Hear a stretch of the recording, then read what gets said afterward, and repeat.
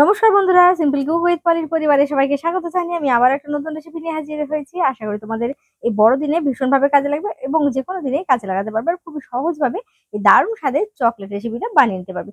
খুবই সহজ আর খুবই সিম্পল। দেখে তোমরা ভাবতেও পারবে না যে তোমরা প্রথমবারে এত সুন্দর পারফেক্ট একটা কেক বানিয়ে নিতে পারবে। এর জন্য ময়দা নেবো আমি 125 গ্রাম। তারপরে এখানে 100 গ্রাম চিনি নিয়েছি, 4 চামচ তেল নিয়েছি, 1 কাপ দুধ আর নিয়েছি একটা বড় ডিম, এখানে কোকো পাউডার, এখানে নিয়েছি বেকিং পাউডার আর এখানে বেকিং সোডা লাগবে। তো চিনিটা প্রথমে আমি গ্রাইন্ড করে নেবো, তার সাথে ডিমটা দিচ্ছি, সাথে তেলটা দিচ্ছি, তাতে একটা ভালো ক্রিমি ভাব আসবে। আর যারা হুইস্ক দিয়ে করবে তারা কিন্তু চিনিটা গলে যাওয়া পর্যন্ত ভালো করে ফেটে নেবে। এখানে একটা জায়গার মধ্যে আমি দেখো ময়দা ঢেলে দেবো, আর ক্রিমটা কত সুন্দর হয়েছে দেখে নিশ্চয়ই বুঝতে পারছো। তারপর এখানে 1 চামচ বেকিং পাউডার দিচ্ছি, 1/2 চামচ দেবো বেকিং সোডা। অবশ্যই কিন্তু এই টিপস গুলো খেয়াল রাখবে, তাহলে কিন্তু প্রথমবারে পারফেক্ট তোমরা কেক বানিয়ে নিতে পারবে। তারপর 2 চামচ কোকো পাউডার দিয়ে মিশিয়ে নেবো। এবার এখানে দিয়ে দেবো যে ক্রিমটা তৈরি করে রেখেছিলাম, ডিম, তেল আর চিনি দিয়ে সেটা দিয়ে দিচ্ছি। দেখতে পাচ্ছ টেক্সচারটা কতটা সুন্দর হয়েছে। এবার অল্প অল্প করে দুধ দিয়ে ব্যাটারটা তৈরি করে নেবো। সব দুধটা লাগবে, তবে এখন একবার দিয়ে দেবো না, ভালো করে একটু মিশিয়ে নিচ্ছি।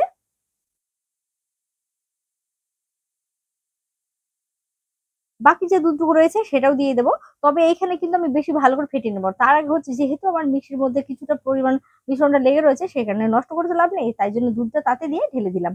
এবার খুব ভালো করে একটু মিশিয়ে নেবো। তারপর যেটা করতে হবে, এবার একটা মিষ্টি নেবো, যে মাত্র মিষ্টিটা দেওয়ার পর মাত্র 5 সেকেন্ড ঘড়ি ধরে 5 সেকেন্ড ঘুরিয়ে নেবো, খুব বেশি দরকার নেই। আর যারা হুইস্ক দিয়ে করবে তারা তো ভীষণই ভালো হবে, তাতে কোনো সমস্যাই নেই। সামান্য একটু তেল দিয়ে যেটাতে বসাবে সেটাতে সামান্য একটু তেল দিয়ে একটু গ্রিস করে নেবে। তারপর দেখতে পাচ্ছ ব্যাটারটা ঠিক কিরকম হয়েছে। ব্যাস, ব্যাটারটা ঢেলে দাও। এত সহজ আর ইজি ভাবে, আশা করি তোমরা টিপস গুলো ফলো করলে খুব সহজভাবে পারফেক্ট ভাবে তোমরা কেকটা বানিয়ে নিতে পারবে। তো দেখো, এবার আগের থেকে কড়াইয়ে যেটা করতে হবে, লবণ দিয়েছি আমি এখানে। তারপর 10 মিনিটের জন্য প্রিহিট করে নিয়েছি, আর একটু দেওয়ার আগে ড্যাব ড্যাব করে নিতে হবে। তারপর বাটিটাকে বসিয়ে দিয়ে ঠিক 30 মিনিট পর ফিরে আসতে হবে। এখন কিন্তু তোমরা কোনোভাবে ঢাকা খুলবে না, আর আঁচটা দেখতে পাচ্ছ ঠিক কি রকম পর্যায়ে রয়েছে।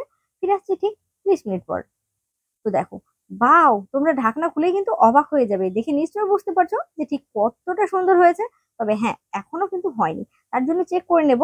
তো চেক করে নিয়ে দেখে নিতে হবে যে ঠিকঠাক হয়েছে কিনা। তো দেখো, এখানে কিন্তু হালকা একটু লেগে রয়েছে, এখনো কিন্তু হয়নি।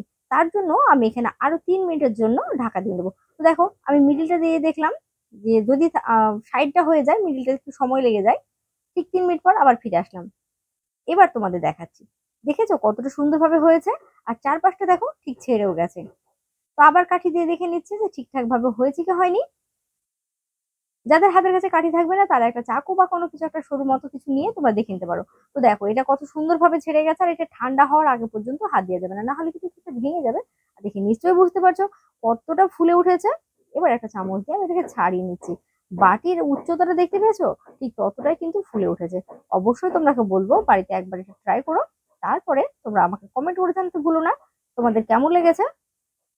এত কম সময়ে কম খরচের মধ্যে যদি এত সুন্দর একটা কেক বানানো হয়, তাহলে দরকার আছে কি বাইরের থেকে কিনে খাওয়ার জন্য? বাড়িতে তো অবশ্যই হেলদি খাবার হয়। তো যাই হোক, তোমাদের অনুরোধ করবো তোমরা ভিডিওটি শেষ পর্যন্ত দেখেছো, এর জন্য অসংখ্য ধন্যবাদ। আর কেকে কেটে দেখাচ্ছি যে এটা দেখো কতটা সুন্দর হয়েছে। যারা নতুন বন্ধু রয়েছো, তাদেরকে অনুরোধ করবো প্লিজ তোমরা চ্যানেলটি আমার সাবস্ক্রাইব করে নিও, পাশে থাকা বেল আইকনটি প্রেস করতে ভুলো না। আমি নতুন ভিডিও দিলে খুব সহজেই তোমাদের কাছে পৌঁছে যাবে। তো আমি বলি আজকের মতো এখানে বিদায় নিবো। তো দেখে নিশ্চয়ই বুঝতে পারছো ভেতরে কতটা সুন্দর হয়েছে। সবাই ভালো থাকবে, সুস্থ থাকবে, দেখা হবে অন্য একটা রেসিপিতে। আর কমেন্ট করে জানাতে ভুলো না কিন্তু তোমাদের কেমন লেগেছে, আর এই কেকটা কে কে বানিয়েছো। নমস্কার।